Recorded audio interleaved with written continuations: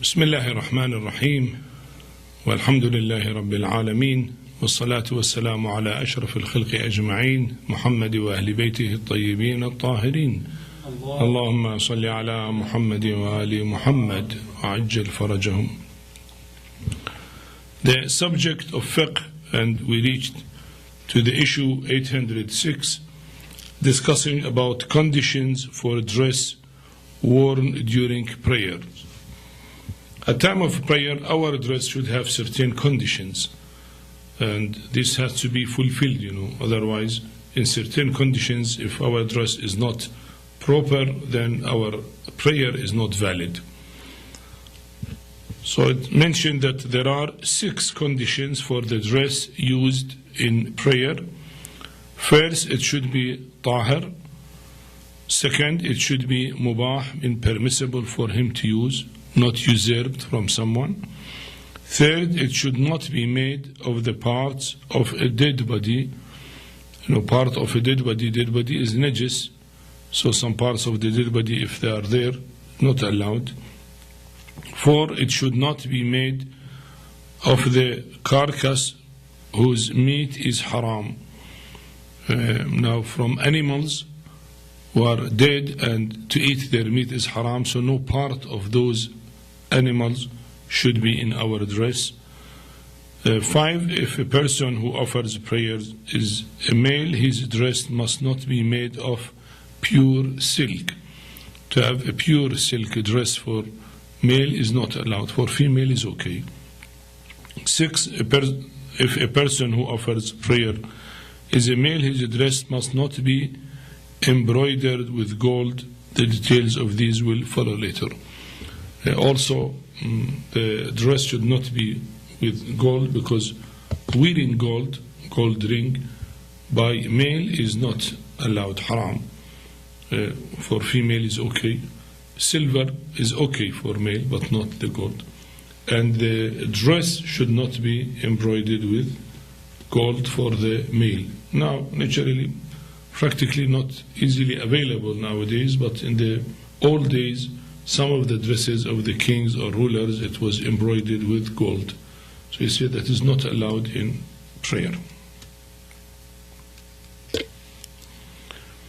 Now we come to the first condition, details of that, issue 807. The dress of a person who offers a prayer should be tahir. Therefore, if he prays with najis body or dress in normal situation, his prayers would be void.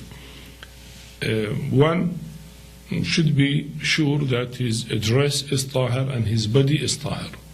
So if there is a drop of urine or blood or other thing in the dress or in the body, should be clean it and remove it. So you should make sure the dress and the body is tahir. About the blood, some details will come, the size of the blood which is permissible, but generally najasat is not allowed.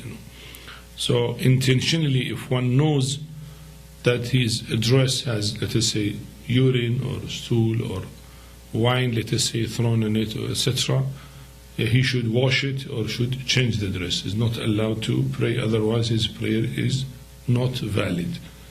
If intentionally he do and he know his dress is najis, then he should wash it, otherwise his prayer is not valid. Now, issue 808, if a person did not care to know that namaz offered with najis body or dress is void, and he prayed in the state, his prayers is void. Now, here there are 2 situations. They said qasr and muqassar. Sometimes one did not know this issue because there is no alim to tell him and there is no way to learn ahkam. Then he says he is helpless, he has no way to. And sometimes he is what you call muqassar, he is responsible. There are alim, there are books, there are ways to learn ahkam, but he was careless to learn ahkam. And he used to pray with his dress, and he knew his dress has najasat, let us say mother, the children might urinate on their dress, and they said still, well, that is okay, or other najasat. But after 1 year, after 2 years, they hear the issue that it is not allowed. They say for them all their prayers is void, and they have to do qada of all those prayers. Why? Because they were careless to learn the religious issues. They were not qasir, they were muqassir, and they should learn ahkam and pray in a proper way.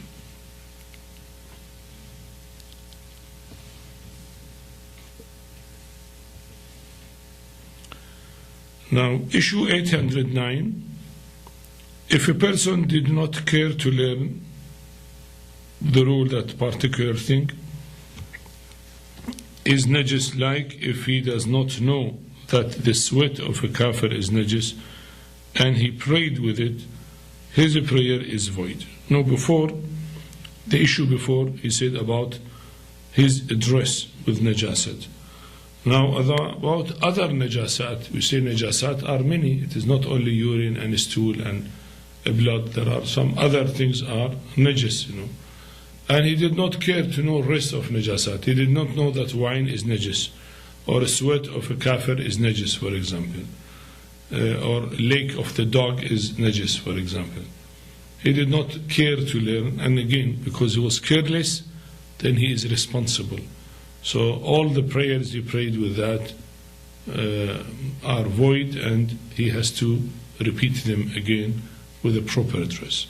So this shows importance of learning ahkam. Some people are very lazy and careless, and they say, we don't have mood to learn ahkam. For what? This is boring subject. No, it is not boring. These are all important issues that Allah subhanahu wa ta'ala wants us to know, so that our prayer is perfect and nice and good way, inshallah. Issue 810, if a person was sure that his body or dress was not najis and came to know after prayer that either of them was najis, the prayers are in order. If I know that my body and my dress is tahir, I offered my prayer. After finishing the prayer, I looked, and it looks there is, blood is there, or urine is there, or some najasat. Maybe I was passing in the street, and I got that from the street. I was not aware of it. So it was not done intentionally. It was done without being aware of it. He said the prayer is all right. The prayer is all right because it was not najasat done intentionally. There is najasat, but I was not aware of it. Issue 811, if a person forgets that his body or dress is najis and remembers it during prayer or after completing prayer, as an obligatory precaution, he should offer the prayers again. If his forgetting was due to carelessness, and if the time has lapsed, he should give its qada. If it was not due to carelessness, it is not necessary to pray again, except when he remembers during prayer, in which circumstances he will act as explained below. If somebody knows that his dress is najis, but still he is wearing that, and he said, when I go home, I will wash it. And when he went home, he forgot that his dress is najis, and he offered the prayer with his dress. Now here he knew before the dress is najis, not that he did not know. And then at time of the prayer or after the prayer, he remembered, and said he should perform the prayer again with a pure dress. Or if the time has lapsed, for example, he prayed Dhuhr and Asr, and then after Maghrib, he realized that, in the midday, his dress was najis, and when he came home, he prayed Dhuhr and Asr with najis dress, and he forgot to make it tahir, and now is Maghrib, so he should do qada of the prayer. Now, if he is responsible of forgetfulness, well, sometimes situations are very tight for a person, that he is bound to forget, because of complicated situation. You see, if he's not really responsible for that, it may not be. But if, as usual, one is responsible to forget, so they said he has to do qada of it. Of course, here he said as an obligatory precaution he should do qada of it. Issue 812. If a person has ample time at his disposal while offering prayers, and he realizes during the prayers that his clothes are najis, and suspects that they may have been najis before he started the prayers, he should wash it or change it or take it off, provided that in so doing his prayer does not become invalidated, and continue with the prayer to its completion. But if he has no other dress to cover his private parts, or washing the dress or taking it off may invalidate his prayer, he should, as an obligatory precaution, repeat his prayer with tahir cloth. Now, if somebody has a dress and then at time of the prayer he realized that there is najasat, at time of ruku' he saw that there is too much blood is there, or urine is there, or whatever, and then he think that it was because somebody was injured and this was there and he was not aware of it, so from before the prayer. He said if he can take the cloth out, then he can take the cloth out and then continue his prayer, if possible. If possible, to wash the cloth, to make it tahir, without changing the shape of the prayer, which usually not possible. Well, this is theoretical. If you are at the riverside, that's offering a prayer and there is water here, and you put your cloth and then wash it there, if possible, okay, it might happen, in that way. But that is not usual, to theoretical, if possible, then you wash it. If not possible, and then you realize that it is najis, then you have to do qada of the prayer. Of course, you have to do as obligatory precaution, as he mentioned that. Issue 813. When a person is praying and the time of his disposal is short, and during the prayers he realizes that his clothes are najis, and suspects that they may have been najis before he started the prayers, he should wash it, change or take it off, provided that in so doing his prayer is not invalidated. Well, only taking off maybe will not invalidate, otherwise usually to go and move, then your prayer will be invalidated. But if he has no other clothes which would cover his private parts, if he took off the dress, nor can he wash or change it, he should complete his prayer with the same najis dress. Here he said because the time is tight. Let us say he is awake before sunrise, only 5 minutes for sunrise, so he has to pray morning prayer, and then at time of the prayer he looked that his dress is najis. Or he came out from the, let us say, office, and sunset is very near, especially in winter, sunset is near, so if he has to go and wash the cloth and do all that procedure, then sunset will be there, his prayer will be qada. He said, well, if he can wash it, fine. If he can take it off, fine. If he can change the dress, fine. If he cannot, for any reason, or shape of the prayer will change, so he said he has to pray with that, and his prayer is all right. Issue 815.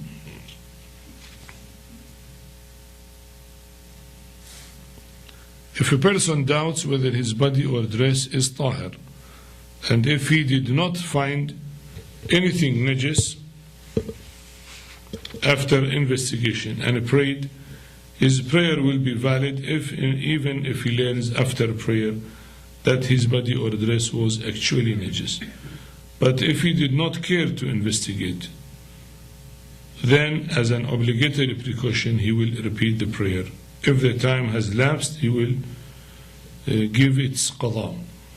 You see, he mentioned before that one has to be certain that his body is tahir. It is in which issue?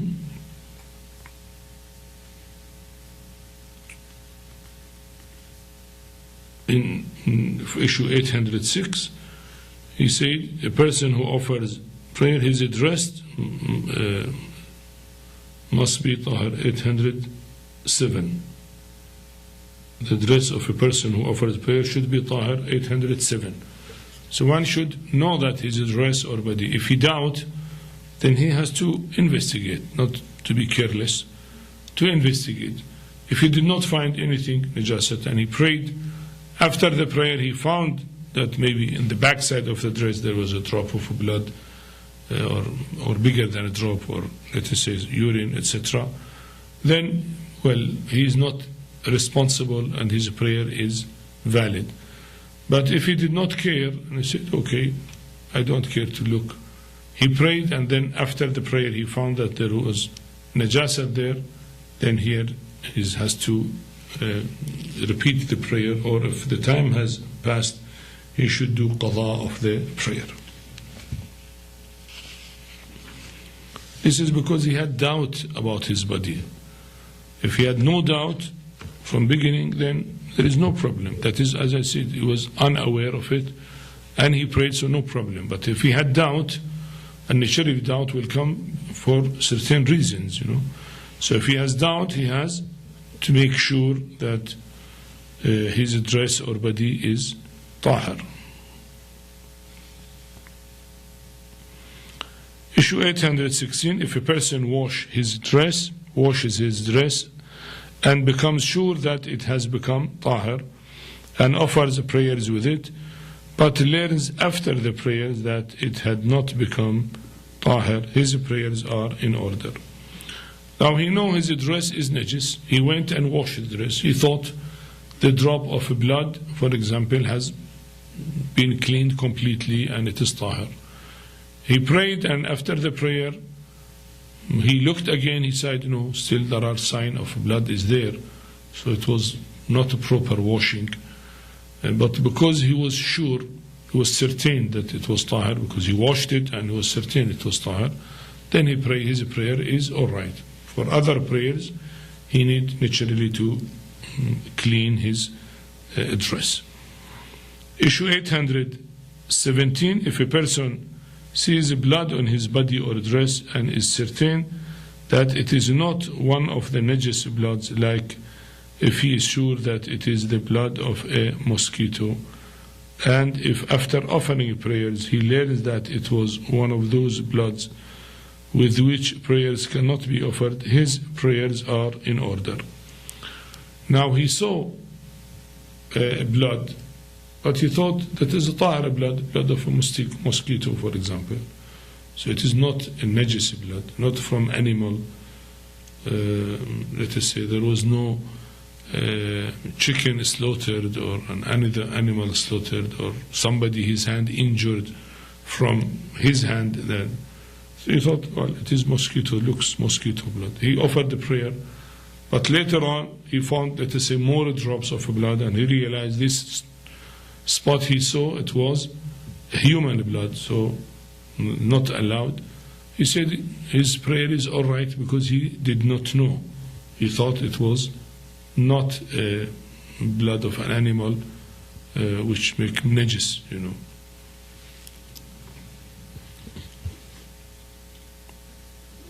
So these are different possibilities, about it, which mention. There are more details, but I think it is clear about those possibilities. One has to read them and understand them. We go to the second condition. It is 823, issue 823. The dress which a person uses for offering prayers should be mubah. Mubah means is allowed for him to use that dress. Either it is his own dress allowed, or somebody gave it to him is allowed, not usurped from someone. It is winter time and I feel cold, I usurp coat of my friend without his permission, without his approval, and I use it. You say, this is not yours, so you cannot pray with it. This is maghsub. So mubah means that. Hence, if a person knows that it is haram to use an usurped dress, or does not know the rule on account of negligence, and intentionally offers prayers with the usurped dress, as a precaution, his prayers would be void.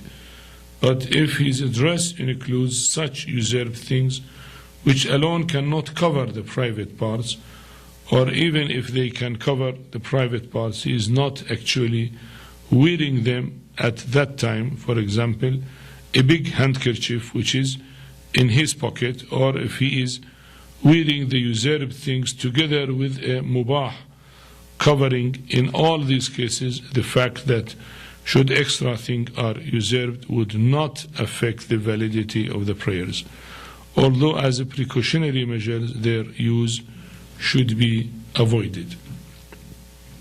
Now here there are many details. He said if it is usurped, then it is not allowed. First, not allowed to use, haram, and secondly, the prayer is not allowed. But now, if it is a small piece, small handkerchief in my pocket, maybe usurped from someone, but that is small to cover the private. I mean, small, what does it mean, small and big? Say small if it cannot cover the private parts. If it is big enough to cover the private parts, then it is not big. If a towel, you don't call it a small. Big towel, it will cover your private parts, so that is not allowed to. But if it is small handkerchief, you put it in your pocket, so it is a small one.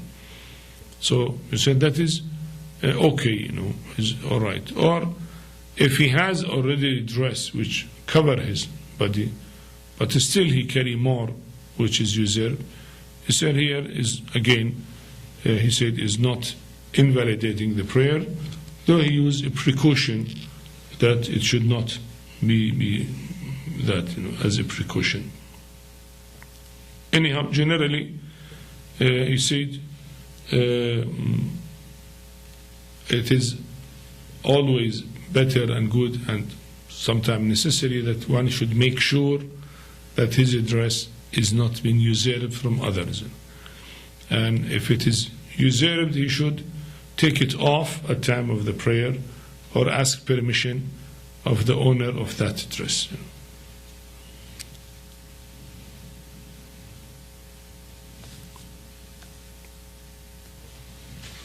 Well, again, many issues related to this. I think one can read them. The only issue important, 828, if a person purchases a dress with the particular sum of money whose khums has not been paid by him, then prayer in that dress will amount to the prayer in a dress which has been usurped. This is a very important issue.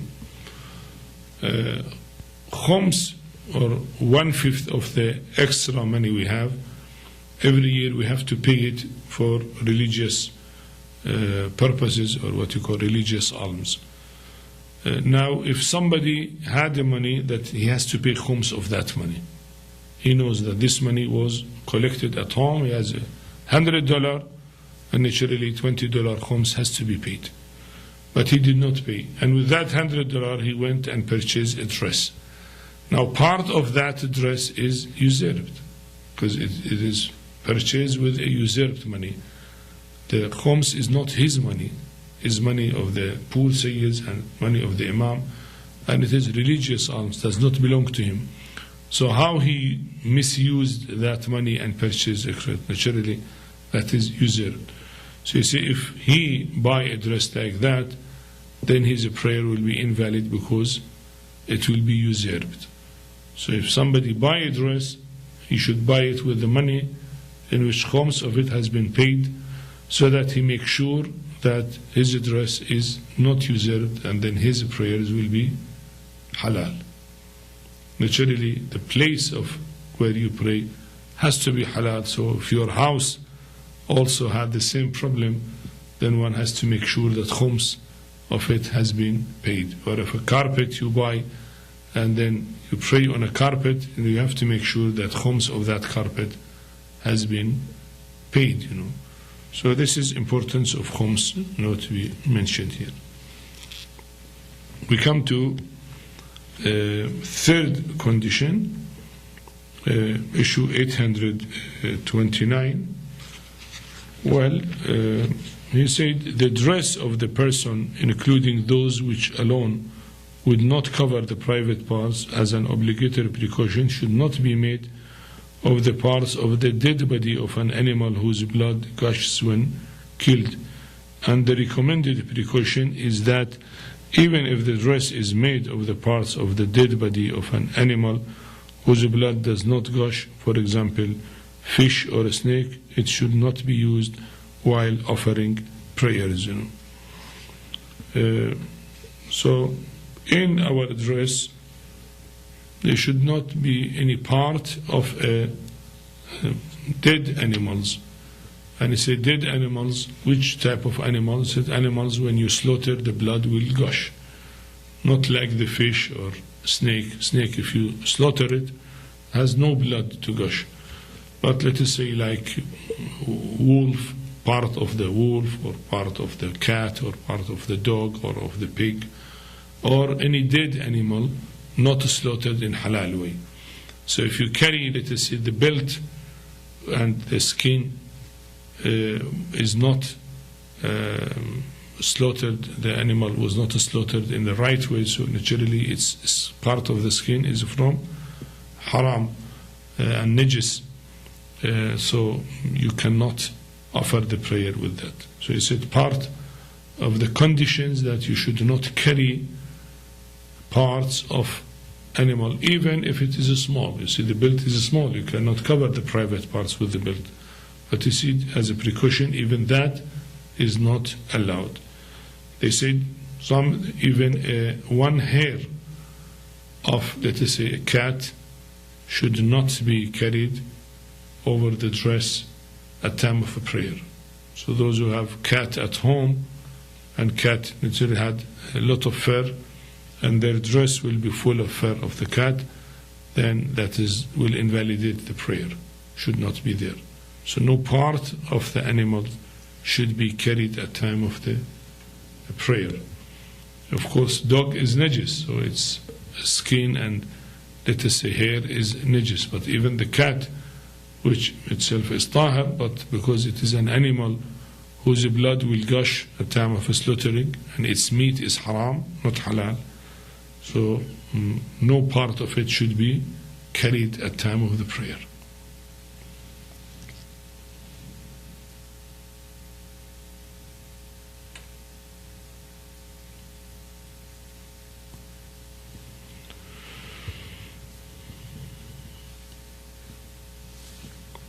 Well, here there are a lot of details.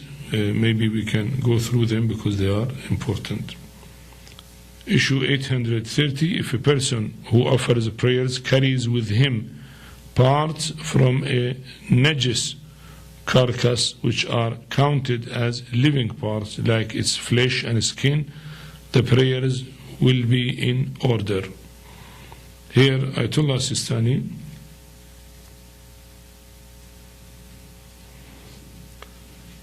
differs with Ayatullah Khoi and maybe other maraja. He said if he carry parts from a carcass like a skin, is in Persian, he said, well, it is not improbable, not very far, that his prayer is all right. So the translator, he said his prayer is in order.